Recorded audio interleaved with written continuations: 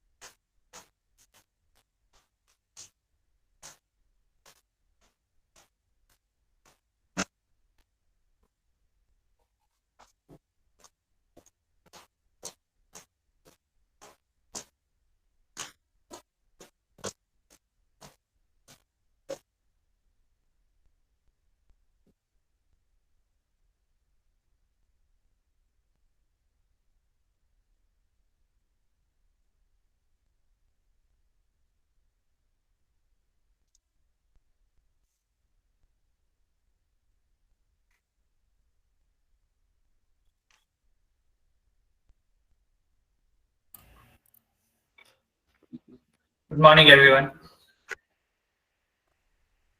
Good morning, sir. Good morning. Good morning, sir. Good morning. So, any questions before we begin?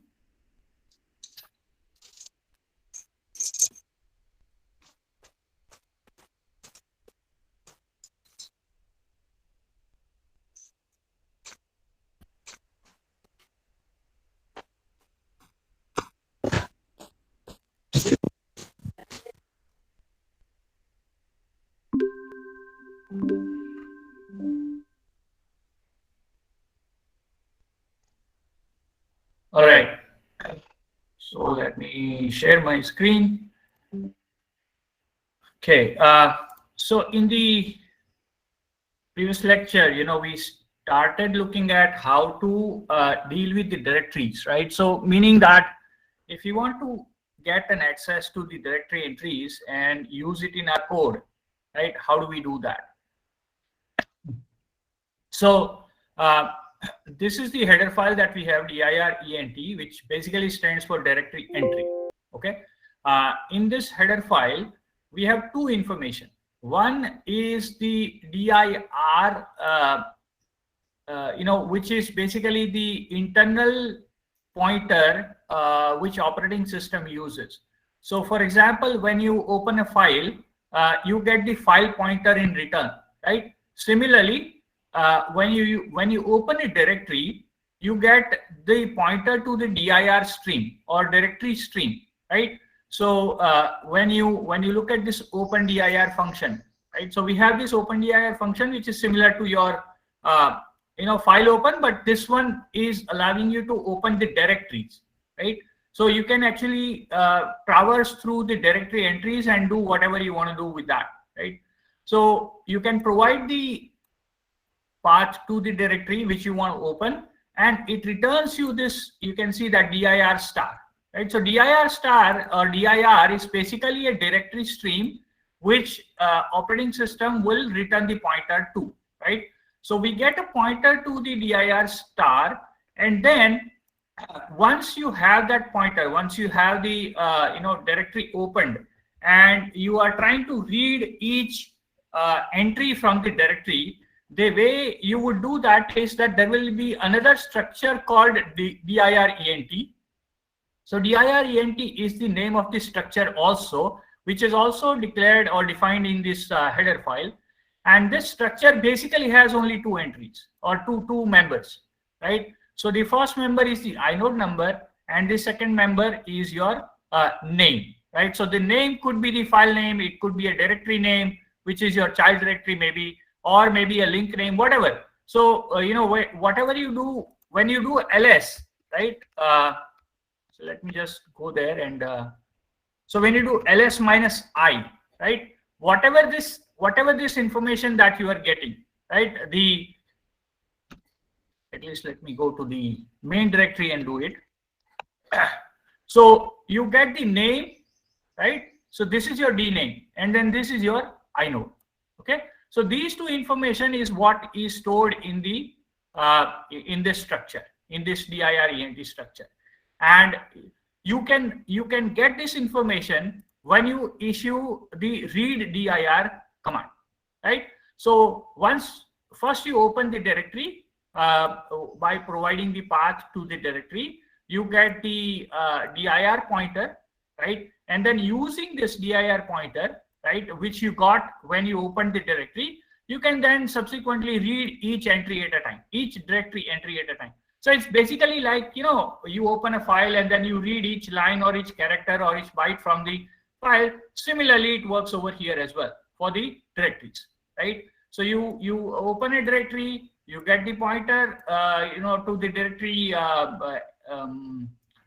structure, and then or directory inode, and then basically for each of the directory entry that you have, you will issue the read dir with that pointer, and what it will return you is the pointer to DIRENT structure. And DIRENT structure is nothing but those two members, right? Inode number and the name. You can also do rewind directory once you're done with the with your code. Once you're done with your program, reading the directory and all that, you can close the directory, or you will have to close the directory. You can go to a particular. Basically, this will tell you where the pointer is to the directory, right? Which entry this pointer is at, right? Or you can actually move the pointer using the seek dir. So whatever functionality that you can do with the files, similarly, those same kind of things you can do over here with the directory.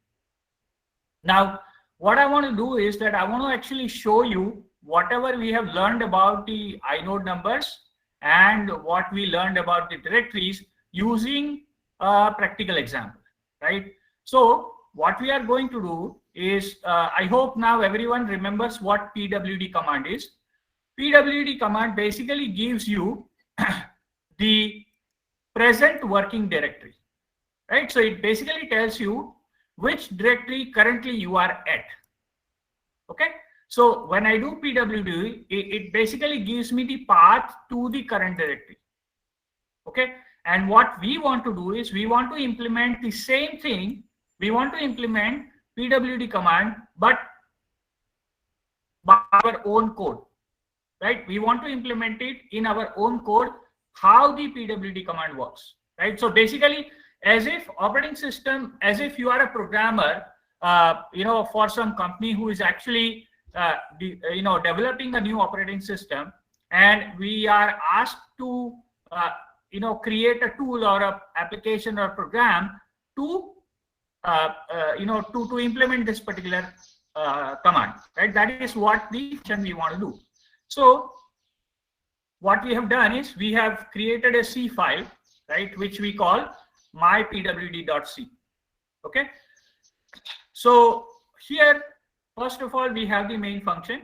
obviously, right? This is our pwd command, and then we call this particular function called print path2. So what we are going to do is that similar to what this pwd command is doing, it is printing this path, right? So we are going to be printing the path similar to this one. Okay, now how do we do that, right? So I'll first give you the logic behind how this program works, and then we will actually look at the code so that you understand how that works, right? So let's say I need to figure out where to start from, right? So what is my current directory? So how do I do that? So let me first go to the home folder, which is my home and Ubuntu 20SP. So let's say this is my folder. This is where I am currently, right? And now if I do ls-ia, what do I get? I get these information, right? So I get the name, and then I get the inode numbers.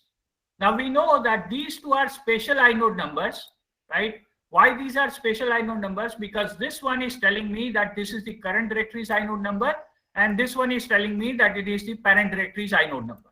Okay, so now if I go one level up, right? If I go one level up, which is cds ... and then I reach to the home directory, right? So this directory which I was in was, or let me again go back to that one and do pwd, right? And then ls-ia. Okay, now I'm going to go one level up. So you see I was in home Ubuntu 20SP. Now if I go one level up, obviously I've reached to the home directory. Okay, now if I do ls-ia, what we will notice is that in the home directory, because the Ubuntu 20SP is a child directory, you will see that the inode number is also over here. Okay, so you get the child directory's inode number here, which will be matching with the current directory's inode number in that child directory. So you see that this 20SP is where I was, right? This is the path where I was currently, right? Originally, when I did this pwd.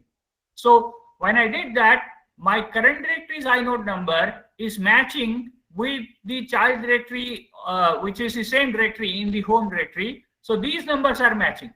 So I hope I'm being a little bit clear here that this current directory inode number is the same directory as the Ubuntu 20SP, because Ubuntu 20SP is the child directory in the home directory, which is where we were originally. We started from. Okay, now this is indicating the parent directory's inode number, or current directory's inode number in this case. So if you look at the parent directory's inode number, right? If you look at the parent directory's inode number in my Ubuntu 20SP directory, this inode number matches with the current directory's inode number here, because we have gone to the parent, which is the home directory, right? So in the home directory, whatever is the inode number as a current directory, which is actually the inode number of the parent directory in Ubuntu 20SP, which is the child of the home, right? Now if I go one level up again, okay, I've reached to the root, right? I've reached to the root directory. And now if I do ls-ia, now you will notice that we will have a home directory here as a child directory, and that inode number will be matching with the current inode number of the home directory, because this is the child directory here in the root, but this one is the current directory as a home directory. Okay, and then when you look at the current directory inode number and the parent directory inode number in the root directory, we have mentioned already earlier that this is the only scenario, this is the only place where you will find that the two inode numbers will match for the current and the parent directory, because the root directory does not have any parent.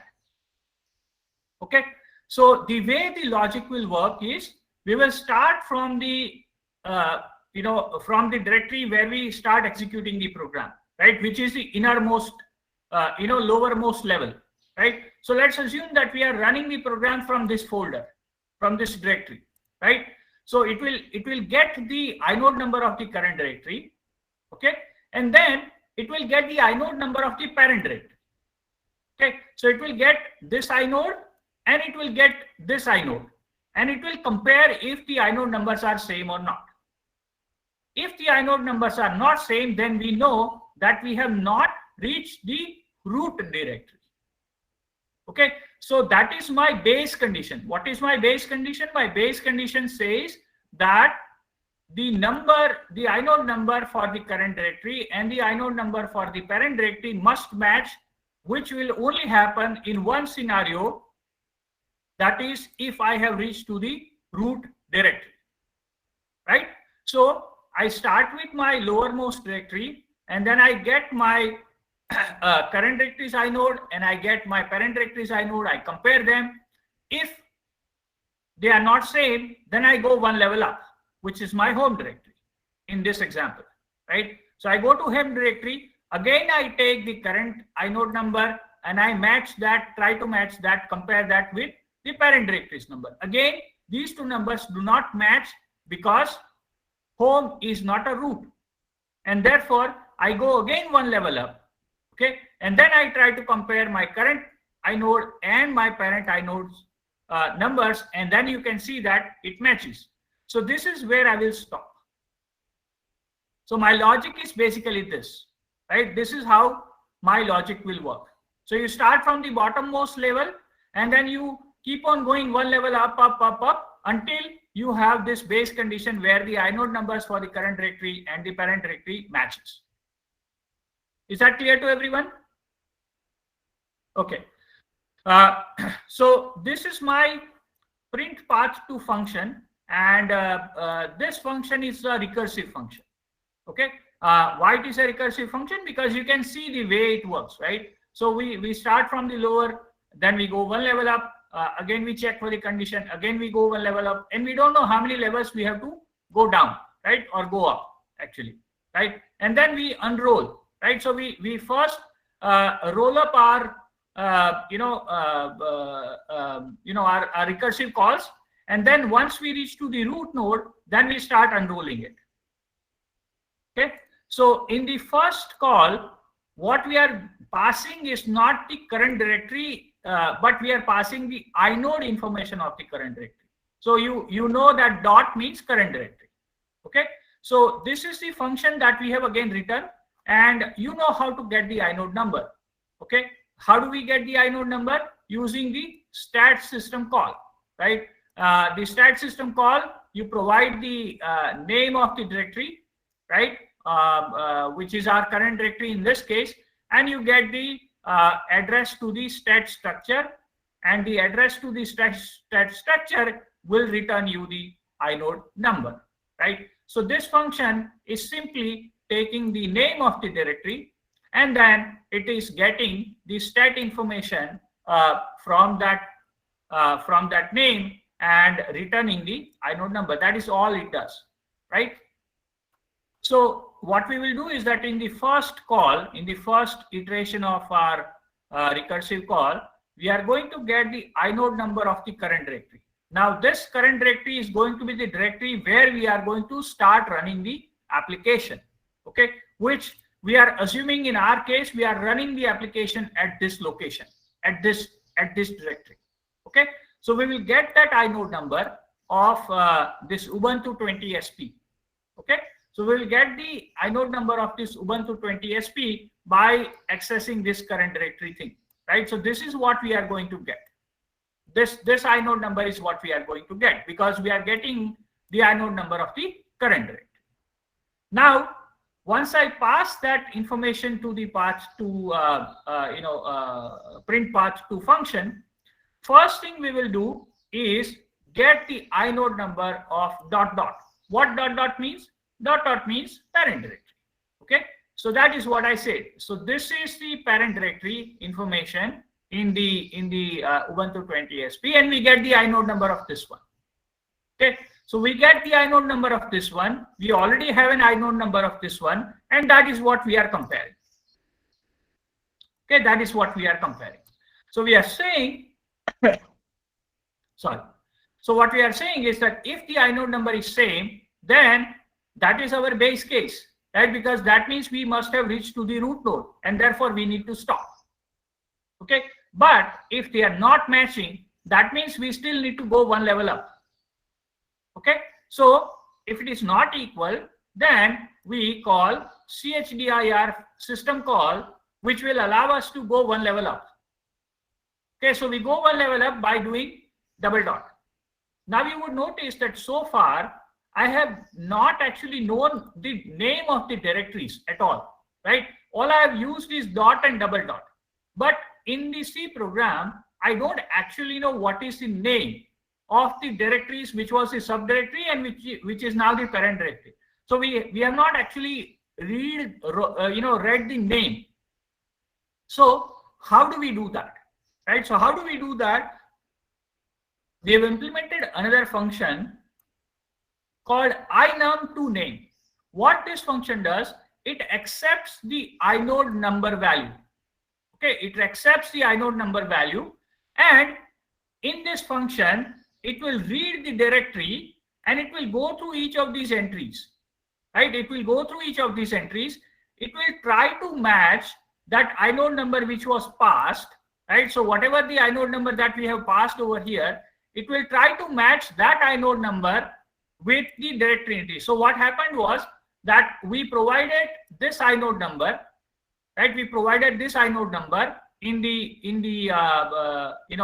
that function, but we are currently in this directory because if you recall, the change directory is already done, right? So we are in the home directory. If we look at our example, and the inode number that we are passing over here is the inode number of Ubuntu 20 SP. Okay, so what we are doing is we are reading the information from the home directory. We are reading the information from the home directory, but we have passed the inode number of Ubuntu 20 SP.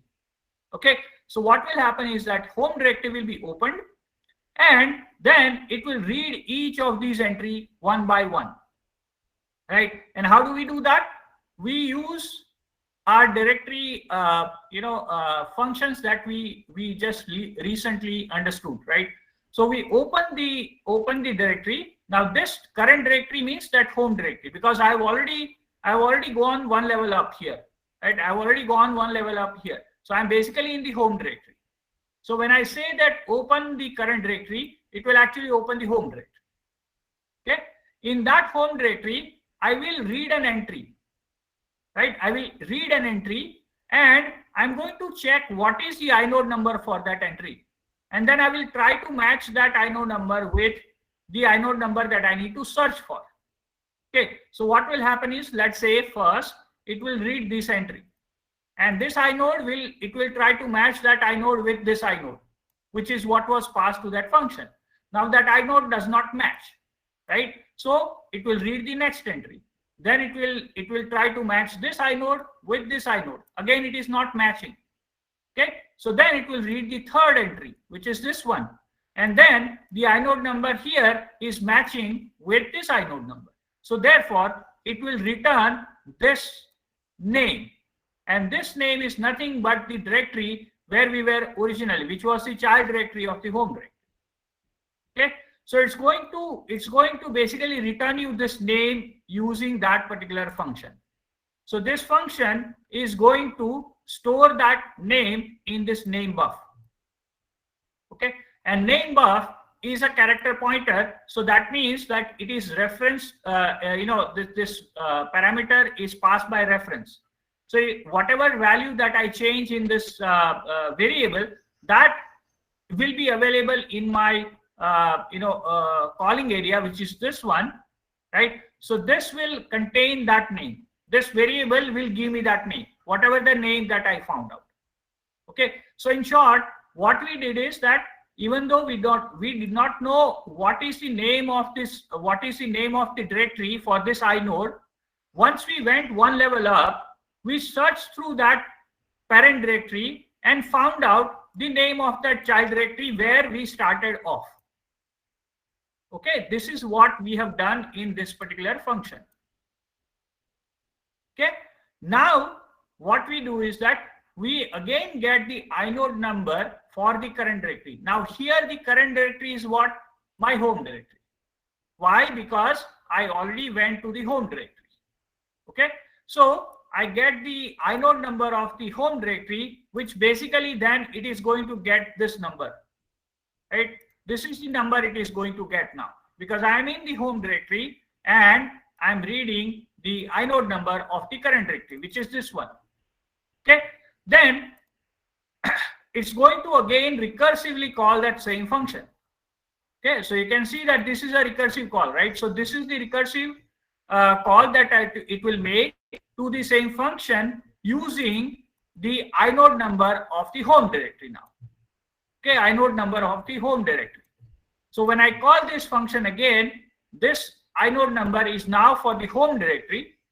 Now it is going to be the home directory's inode number, which will then be compared with the parent of that home directory.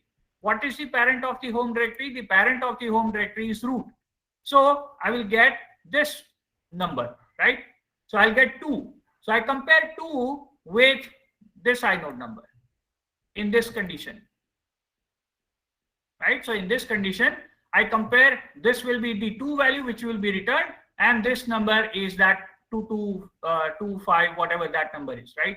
So it's basically going to compare that with these two numbers, right? Now again, the numbers are not equal. So therefore, I will go one level up, which now is a root directory. Okay, so now I have reached to the root directory. Now in the root directory, it is going to look for the name. It is going to look for the name. What name it is going to look for? So it's going to search for this inode, and it's going to first take this entry. Again, the number is not matching. It's going to go to this entry. Again, number is not matching. Going to go to this entry. Again, the number is not matching. It will go, it will, basically check all these entries, and then at this particular entry, you will find that the current directory's inode number and the home directory's inode number, which was the child directory, which is the child directory in the root, these numbers will match, right? So the number here and the number here will match. So it will know that now the home is the directory name for that particular inode. Okay, so you see that first time we found out about this directory name. In the second iteration of the of the recursion, we found out home is the directory name. Okay, now once it finds out that home is the directory name, it's going to again get the inode for the current directory. Now here the current directory is my root directory, because I already went one level up, okay, from the home directory. So therefore, this inode is my root directory's inode number, which again I'm going to pass to my print path2 function. So when I pass that over here, this inode will be number 2, and I'm going to again get inode for the parent directory. Now in this particular case, the numbers will match, right? Because what it will do, it is basically already have passed 2 from here, right? And it is going to match that 2 from here. So this 2 will be matched with these 2, okay, and they are same. So because they are same, which means that we have reached to the root node or root directory. So we don't need to do anything further. That is our base case. That is our base case. So once we do the base case, the recursion will stop, and it will start unrolling the recursion, and it will start printing the names in the reverse order. Okay. So the root was the first or innermost recursion. Then we had the home, and then we had the Ubuntu 20 SP. So those 3 will be printed in that particular order. Now you can see that we are not actually printing the root here, because the name was not found. Okay, the name for the root was not found, so it will not print root, but it will print home, and it will print Ubuntu 20 SP. But if you want to print that / first, you can always do that by checking here that what is the what is the name, and then based on, or what is the inode number, and based on that value, that you can probably print that first /, which is your root directory. So without further ado, let me actually run that program. By the way, the program is already compiled, so I'm just going to run it over here.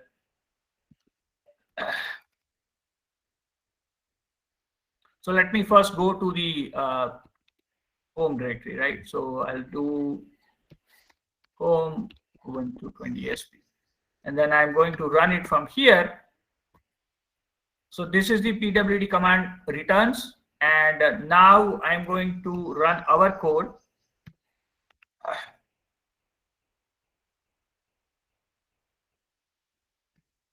My pwd.out. Okay. So in the my pwd.out, you can see that it is basically printing this path. And it is telling me that for this directory, it found out that this was the inode number. For this directory, it found out that this was the inode number. And you can go to any directory and you can run this program. So it's not that it's going to work only for this one particular directory. Let's say, let me go to desktop, and then maybe I run it from here. And then you will get this information. And if you do pwd, again, you get the same information, right? So you can go to any directory and you can run this code, right? And this code is basically going to print the path to the current directory. Okay, so basically what we have done is we have implemented our own pwd command. Any questions from anyone regarding this code?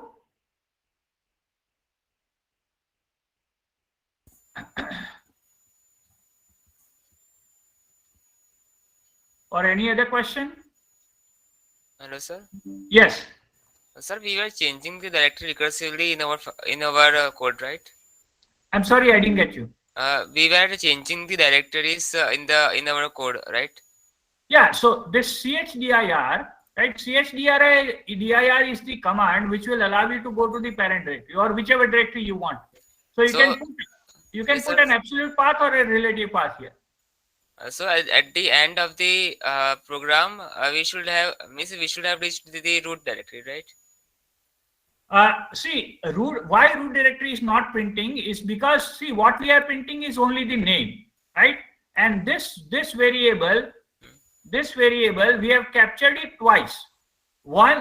This variable is captured whenever this function is being called, right? And we have called this function twice only.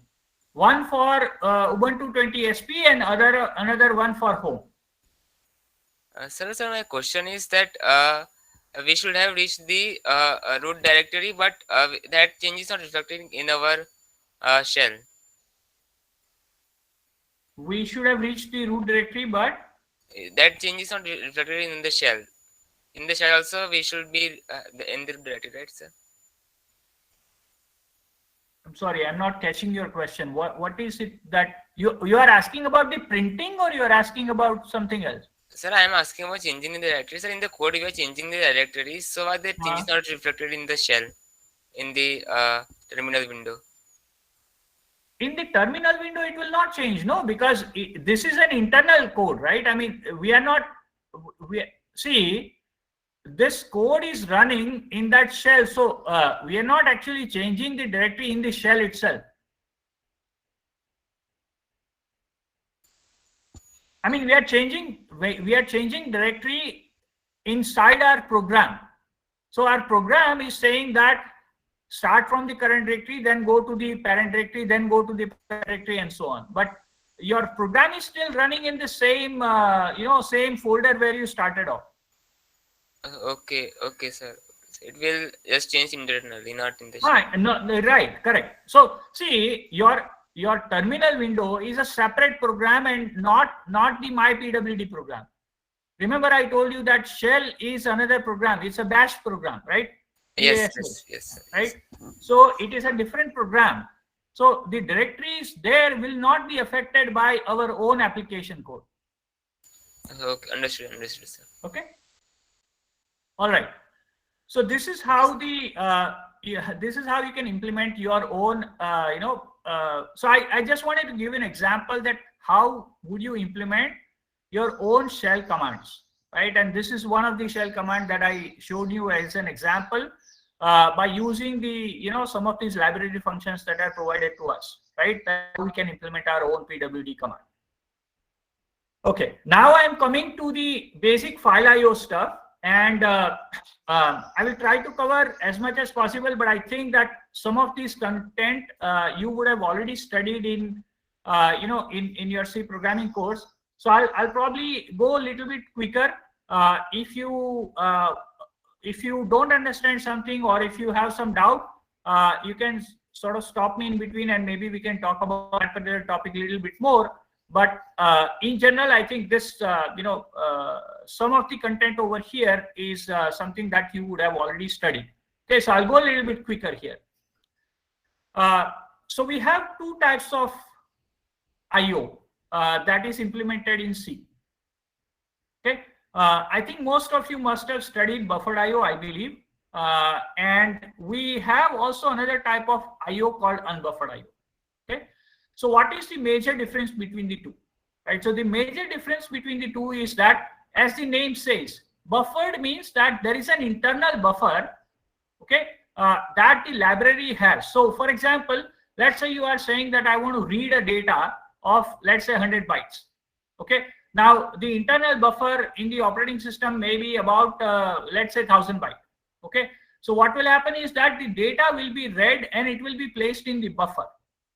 Okay, and until that buffer gets full, that data will not be sent to the file or will not be sent to the application. So if you are reading the data will come to the buffer, but it will not come to the application.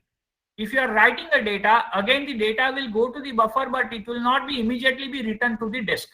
Okay, so what we are trying to do is we are trying to capture large enough data in the buffer so that we don't have to do multiple disk operation for every single read and write that we do. That is what the meaning of buffered IO. Another advantage that buffered IO does is that, this particular buffered IO was implemented by the programmers who actually wrote C language. So what they did is that they also allow reading and writing of bytes, but they also implemented certain functions which allows you to write a data in a C data types, right? So for example, integer, float, double, precision, and all those data types that you have, you can directly read and write based on the data types into the file or read from the file. Okay, that is the basic buffered IO, advantage. Okay, unbuffered IO was the initial implementation for the IO activities or IO, system calls. This was implemented directly in the kernel. Okay, so the kernel implementation of system call is unbuffered IO. And what you do is that you use the read, write, open, close, these kind of system calls. They directly deal with the disks operation, right? So for example, if you say that you want to read a data, the data is not going to be read in the C data type format. It is going to be in the raw byte. Right, so all these operations are done in the raw byte format. Right, so if you write, again it's a raw byte. If you read, again it's a raw byte. Okay, so you have to do reading and writing in byte, and every single read and write call that you make, right, it will not be buffered, meaning that data is not stored internally somewhere in the operating system, but directly the data will have to be returned to the disk or will be read from the disk. So every single call that you make over here is directly going to the disk operation. Okay, and therefore buffered IO is slower compared, unbuffered IO is slower compared to the buffered IO. Okay, because every time when you have to go to the disk, you know that the disks are the slowest component in the computer. Okay, disks are the slowest. Then you have the RAM, right, which we call DRAM or your memory of the computer. Then you have caches. So caches are faster than the memory, and then your processor. So processor is the fastest component in your computer. Then the cache, okay, which stores little bit of data, small amount of data. Then you have a RAM, right, and then you have a disk. So disk is the slowest component in the device, in the computer.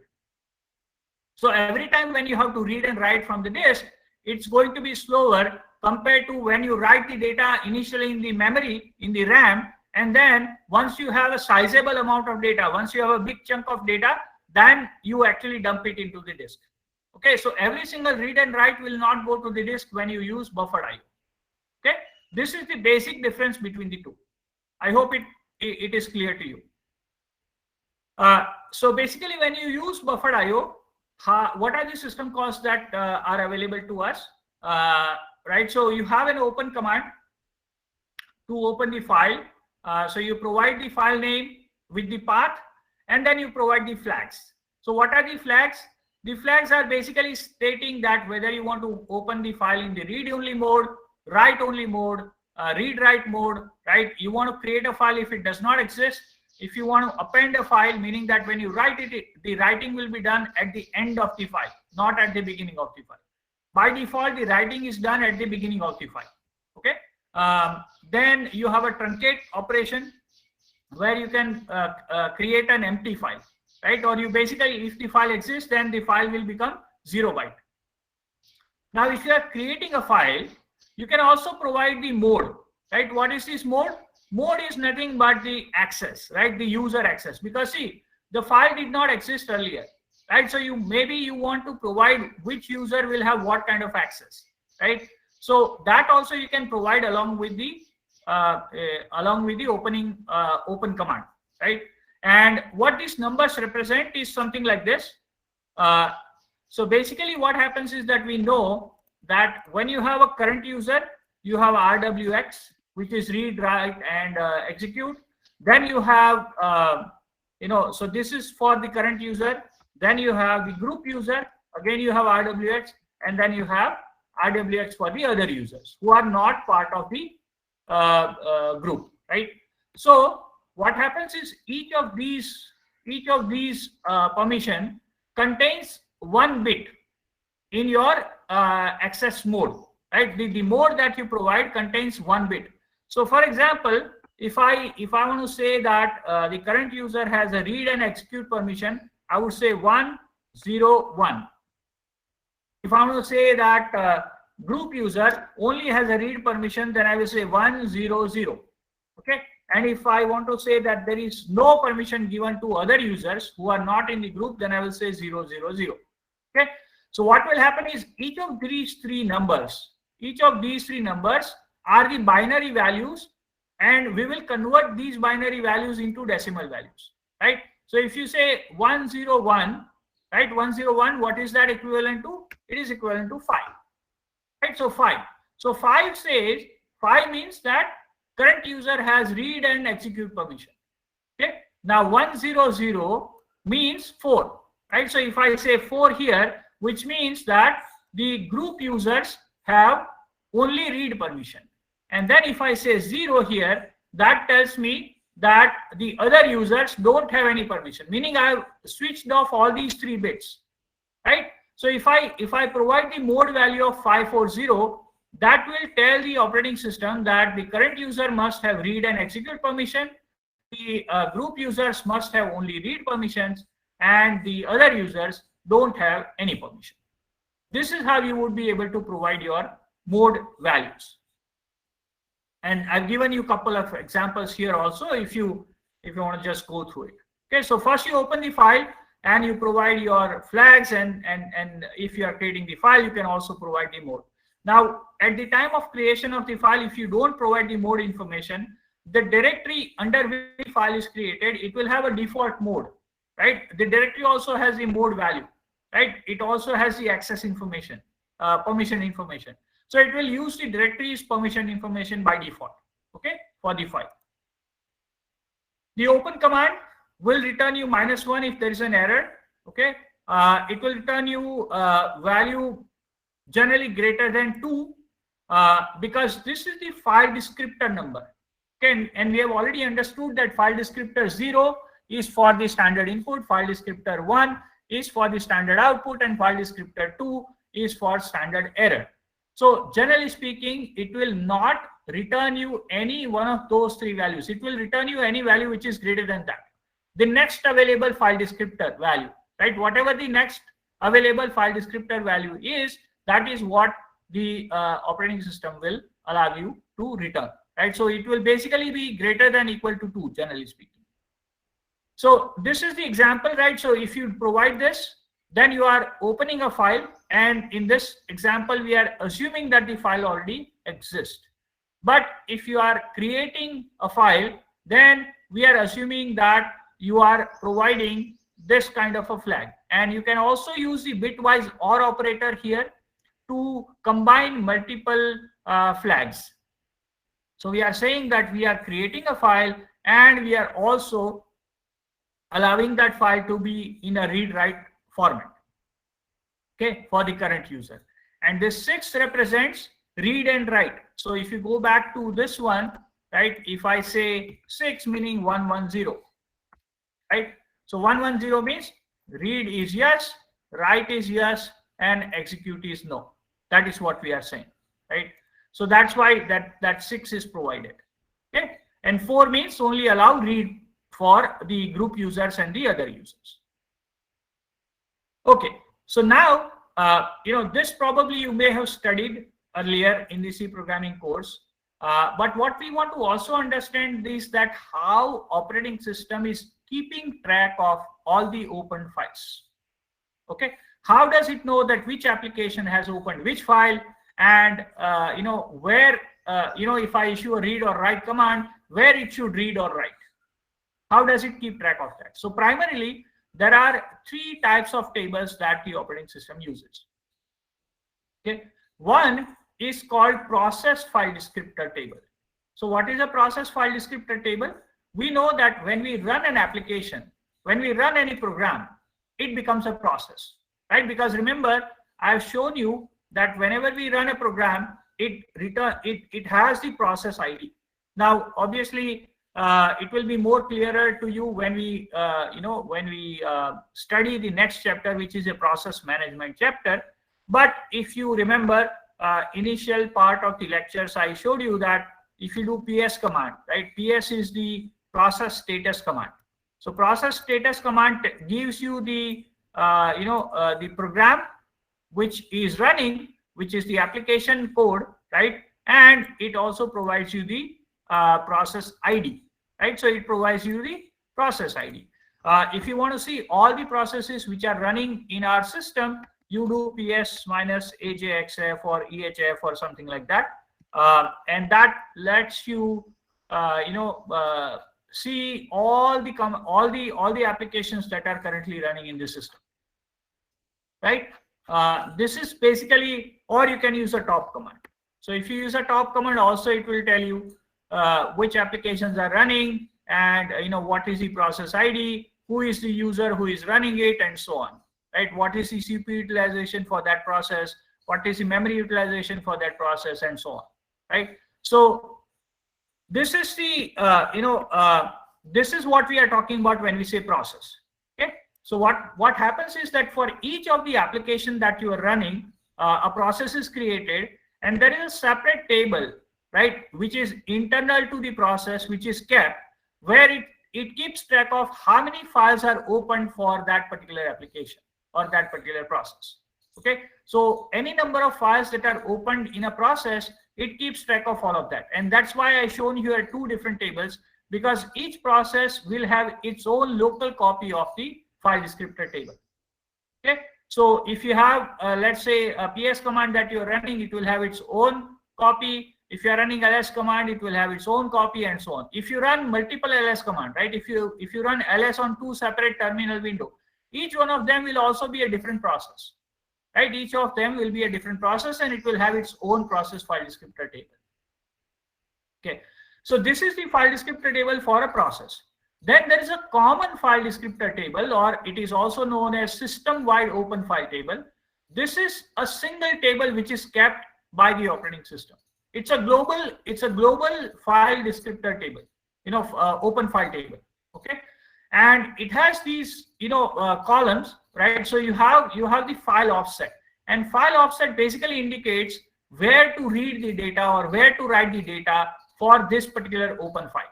Okay, so it keeps track of the byte at which it needs to read or write. Okay, Here you have the permission information, right? Here you have the reference count, meaning how many times this file has been opened. Okay, and I'll come to this one. This is a very important. This particular field and this particular field, these two are very important for us to understand how the file IO works.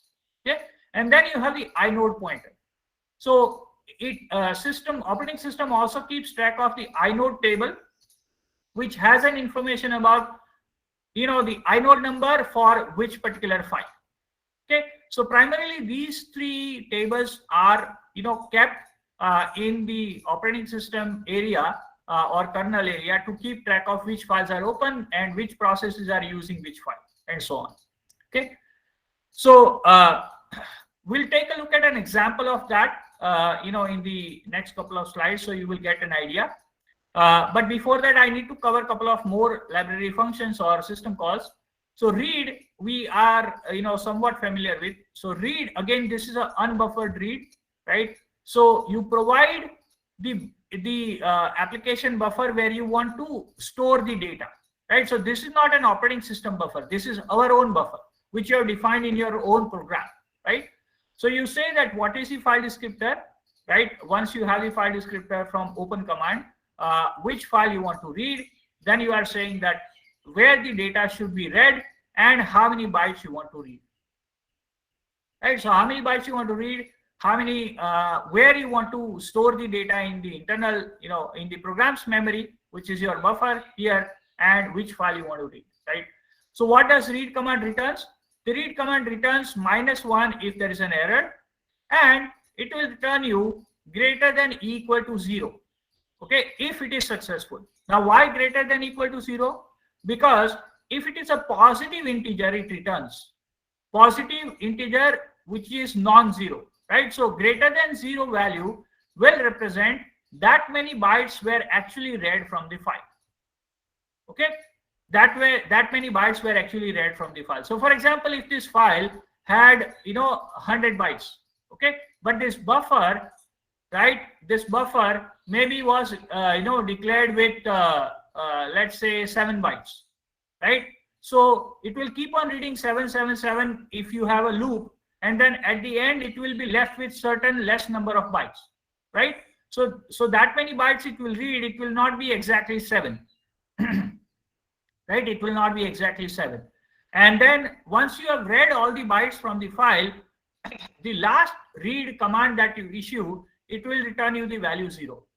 So value 0 that it is returning indicates that you have reached to the end of file.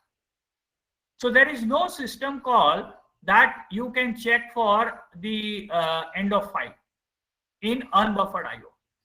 So in unbuffered IO, if you want to check whether you have reached to the end of file, the only way you would be able to do it is that your read function returns a value of 0. That tells you that you have reached the end of the file. Okay. Now there is one more command that we need to understand, which is called dupe command. And dupe basically stands for duplicate, right, or copy. So what dupe command returns is it returns the copy of the file descriptor. What does it mean? It means that it will have new file descriptor number, right? It will have new file descriptor number, but both the file descriptor, the old one as well as the new one, will be still pointing to the same opened file. So that means when you do reading and writing, it will be happening from the same file and same offset, same file offset. Okay.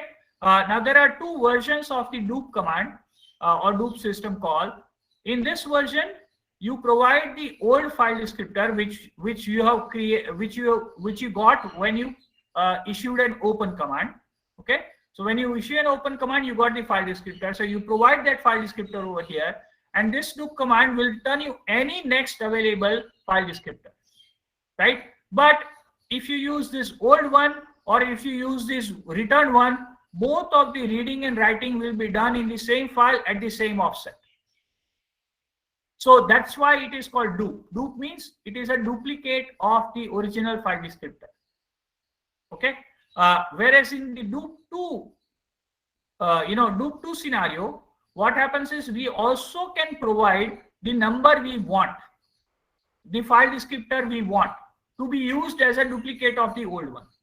Okay, so here operating system decides on its own which number to return, whereas in this case we are telling the operating system that we want to use this new file descriptor along with this old file descriptor as a same for the same operation, for the same file, same open file.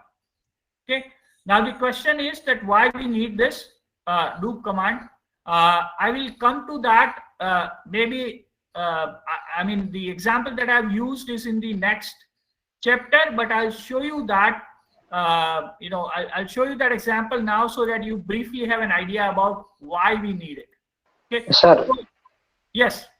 Sir, in the loop 2, if we the new FD that we have provided, if it is already used, then what will happen?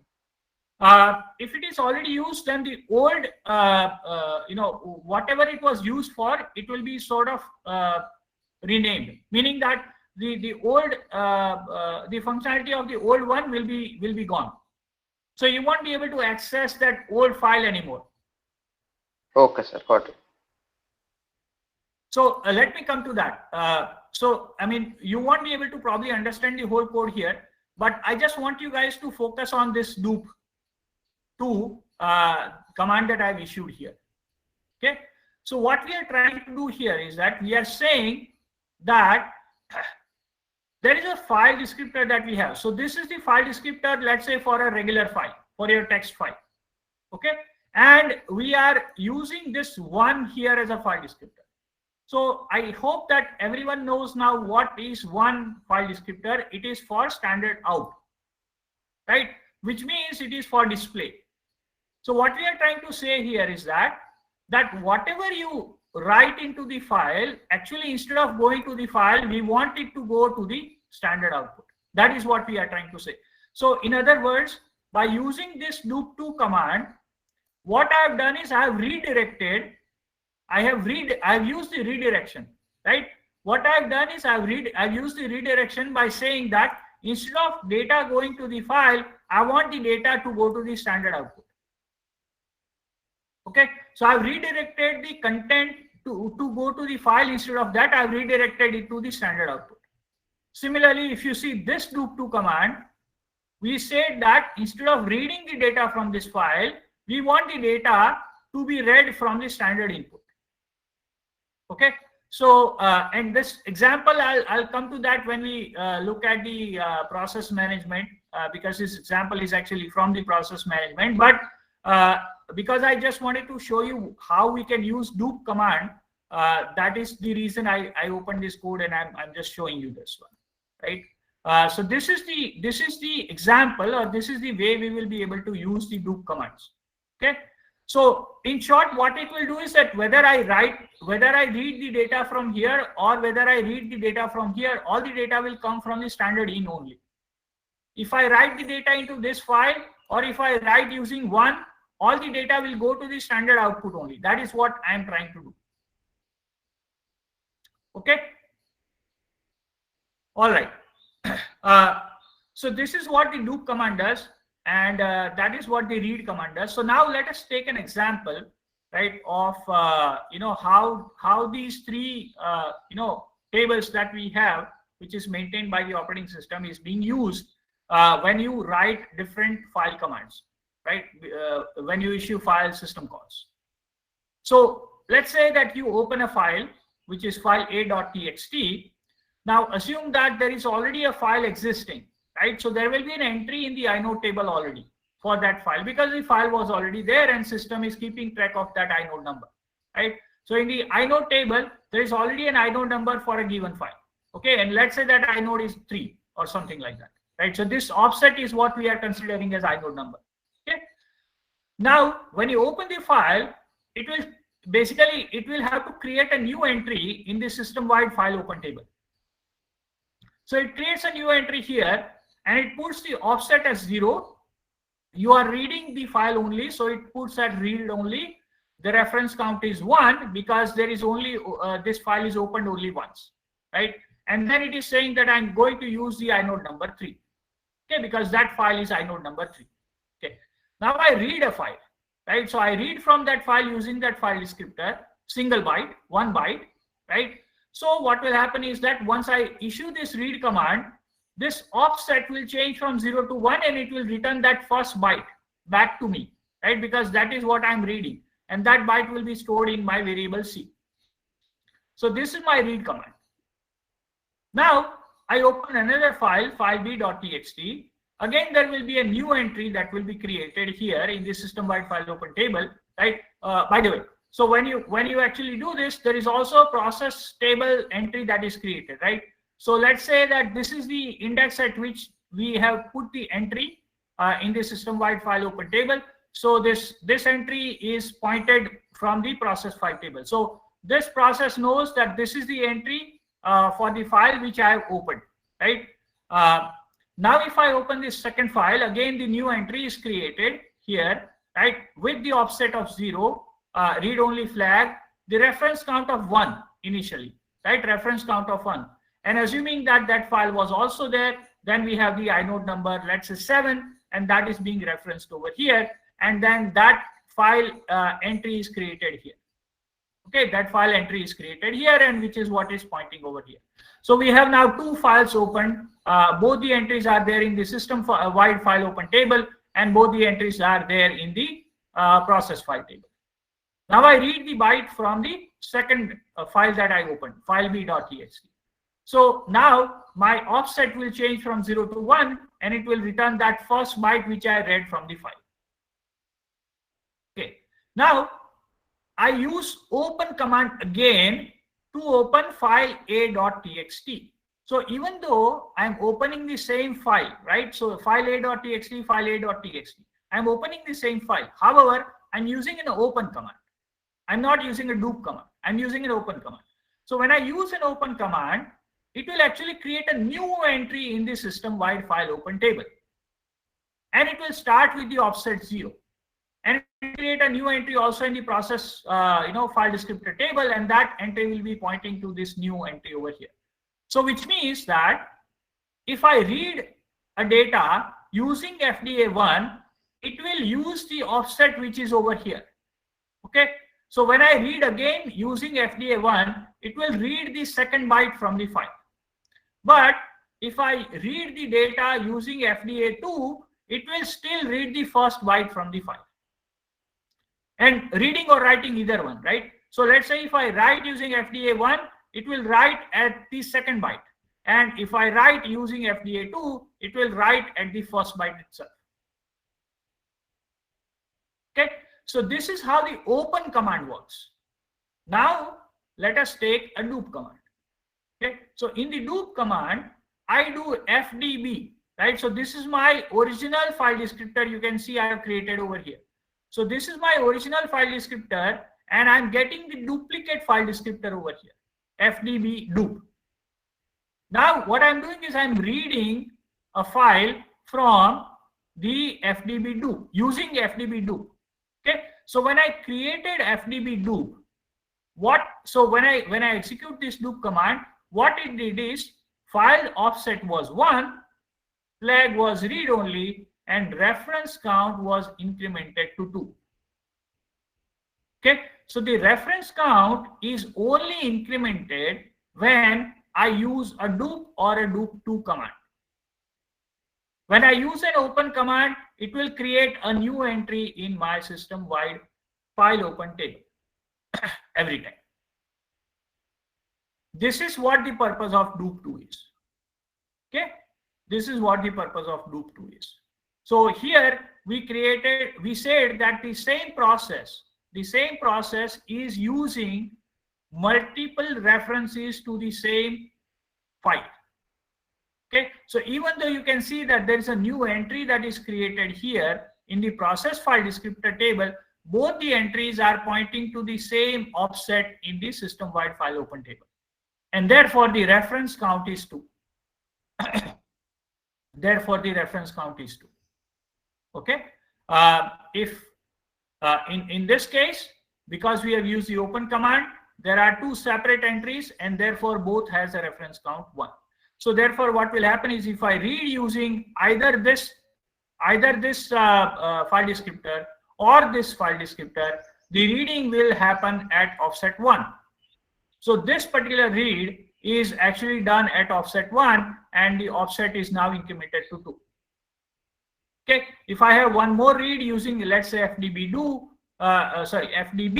then the offset will be incremented to 3 and that third byte of the file will be returned back to me.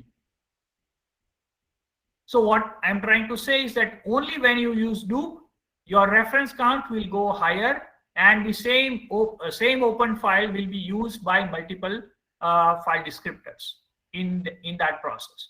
Otherwise, if you keep on doing open, it is not the same. It is not the same file handle. It is not the same entry in the system-wide file open table. So therefore, if you keep on reading or writing, it will still happen at different offset depending on how many times you did read and write for those respective file descriptors. Okay, this is how your files are being handled internally to the operating system. Any questions? It's very important to understand this aspect. Any questions? Sir, incrementing file offset, how it will help, like incrementing the file offset? Okay. Incrementing file offset will help in this way. Let's say you have A, B, C, D, E, F, G, H, I, J. Which data is there in the file? Right. This data is there in the file. So this is my offset 0. This is my offset 1. This is my offset 2 and so on. So when I say that read or write at this particular offset, it is actually writing this byte in the file. So what I'm trying to say is that when you look at the file A scenario is always going starts at 0 byte. So my first reading also will return me A. My second reading over here, which one? Well, if I use FDA2, right? If I use FDA2 to read the data, it will again return me A. But when I use FDB to read the data, it will use A, and then if I use FDB do, it will not return A, it will actually return me B. Are you getting my point? Yes, sir, got it. Okay. All right. So that is how the file thing works. So again, similar to read, we have write also, and as I said, the offset, this offset is the same offset that will be used for reading and writing. So whether you use this read commands or whether you use the write commands, it will be done exactly at that offset, which is what is mentioned over here. Okay. So again, in the write, you have the same 3 parameters. The file descriptor, here the buffer will have the data. So you can basically pass the data to the file using this buffer, and then you can say how many bytes you want to write. Again, you get -1 if there is an error. Greater than equal to 0 will tell you how many actual bytes were written to the file. Okay. Generally speaking, we are not expecting 0 unless your disk is full. If your disk is full, then you may get a return value of 0. At the end of the program, you need to close the file, obviously. So by default, operating system, as we know, keeps track of how many files are open in a process by using this process file descriptor table. So if you don't close the file when you exit from the application, operating system will close all these files by default, but it is our moral duty to close the files when you exit the application. Okay. Now, let's say we run a close command, right? How does it affect the file descriptor with open versus do, right? So let's say that we are closing FDA1, right? Is the file descriptor, we are closing FDA1. So when we close FDA1, basically this will be gone, right? This entry will be gone. And when this entry will be gone, this other entry will still continue to work as is, right? And there is no issue here, right? There is no issue here. So this FD A2 you can still continue to use, and you will be able to continue to read and write from whatever offset that is mentioned here. But when you do close FDB, right, which is my original descriptor on which I have done the dupe. So when you close FDB, basically what will happen is your reference count will go down by 1. However, your offset will still remain as what it was. So for example, if the before closing of this one, if the offset was at 2, then the offset will still remain at 2. And if you use FDB dupe to read or write the data into this file, it will still happen at offset 2. The only difference that only thing that will happen when you do close is that the reference count will go down, because now it will know that instead of having 2 file descriptors pointing to the same entry, only one file descriptor is pointing to that entry. So that will be the difference. Okay. Special files, I think I've already talked about, so I'll not go into detail here. We are just talking about standard in, standard out, and standard error file. We have the lseek command for the unbuffered IO, in which you can actually change the cursor location of the file. You can use either the absolute offset using this seek set. You can use the relative offset using this seek cursor, or you can go at the end of the file, okay, using this one. Now these programs I have, I'll let you explore this program. These programs are very simple actually. It's, they are like just running these commands, which I'm just showing you: read, write, and seek commands. So I would just advise you to run these programs and see what it does and try and understand the code. If you definitely don't, if you have a doubt or don't understand something, definitely we can talk about it in the next lecture, right? So this is about the unbuffered IO. Okay, this is all about unbuffered IO.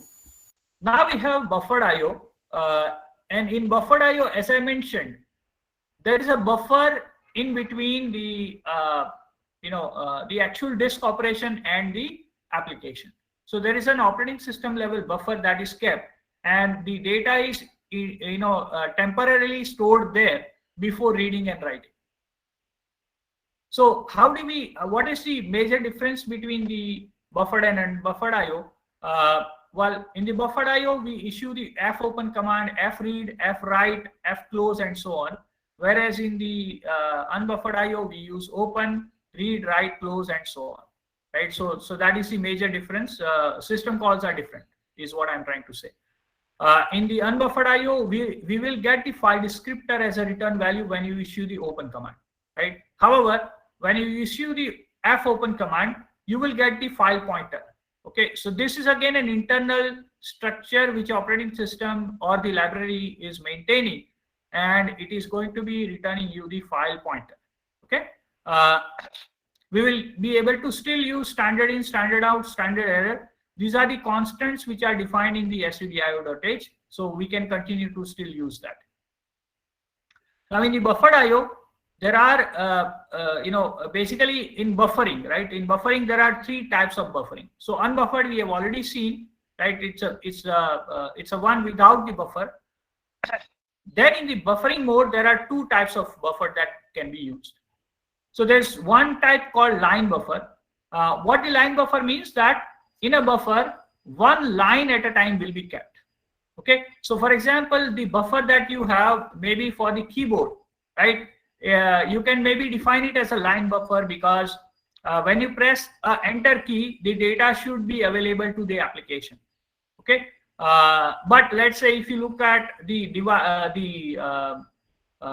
your terminal window, right? Your screen, maybe you want to define it as a full buffer, because until the buffer is full, you don't want the data to be displayed or something like that, right? So full buffer means that whatever is the size of the buffer that you have defined, until that buffer is completely full, until that data is filled in the buffer, the data will not be either read or written. Okay. However, in the line buffer, the data will be read or written based on the new line character. That is the basic difference between the 2 buffering modes. Okay.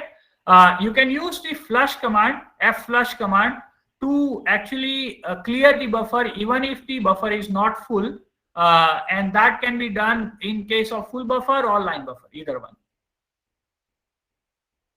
So as I said that there is an internal buffering. Now you can actually use your own buffer variable, and you can tell operating system that for a particular file you want to use this buffer as your own buffer. Okay, so that is something that you can do also. By default, operating system uses 1 kilobyte of buffer, which is the internal buffer. But you can, if you want, you can also change the size of that by providing that over here. So you can see that you can say that this is my buffer, and then you can say what is the size you want to use, right? So whatever is the size you specify, your buffer will be that much size. As I mentioned, you can use flush command. What flush command is done, it does is that even if the buffer is not full, the content will be flushed out of the buffer. So if the buffer is for writing into some device, then the data will be written. If the buffer is for reading the data, then the data will be read. So depending on what the operation for that buffer is, it is going to do the flushing for that particular file. As I said, we use fopen command, right? We have the file name, the type that we provide here. So these types are similar to the types that the flags that we use in case of unbuffered IO. So only for reading, only for writing, appending, reading and writing together, writing with truncation, and appending at the end of the file, as well as reading, right? So these are the types of flags that you can provide here with fopen. You can also use B mode. B stands for binary. So in case if your file is a binary file, like an image file, a video file, executable file, you can also use that B option, right? So RB, WB, that will allow you to read or write the binary file. By default, it will read or write the text files. Comparison of the flags between open and fopen. Certain restrictions which I mentioned here. These three commands allow you to again move the pointer or set the position of the pointer. Right? fseek is similar to lseek, where you can provide the absolute, absolute offset. You can provide the relative offset or the end of file offset. Rewind means take your file pointer back to the 0th byte, meaning the first byte. ftel will return where the pointer is currently, right? Where the pointer is currently. So these commands, again, these system calls you can use to read the read the cursor pointer. There are also a couple of other ones that you can also use. Fget pose and fset pose, again, to position the pointer in a particular area. And then you have the fclose, which is to close the file at the end of the application. So I think we still have a few more slides, but I guess we are running out of time.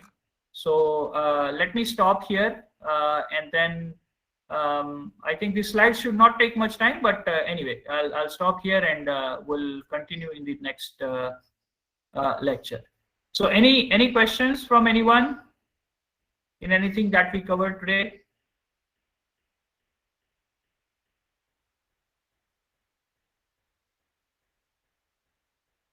No questions? Okay.